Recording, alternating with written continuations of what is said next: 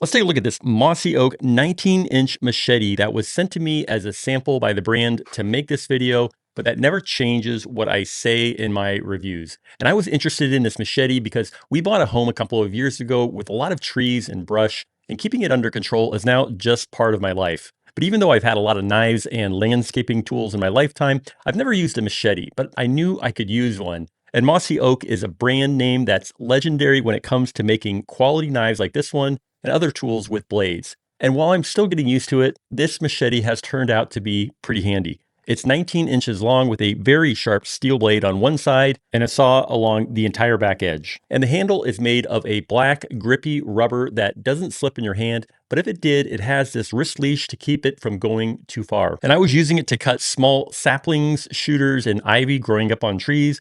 The blade is light and coming in at under 1 pound, it's balanced very nicely. It works about as well as a hatchet and it can chop through wood without difficulty. But I also found that the saw was super handy to use on larger pieces of wood. It has a sheath made of structured Oxford cloth with a Velcro closure and a belt loop. On the inside of the sheath, there's a thick plastic insert and metal rivets holding it together where the blade edge touches it so that it won't cut through.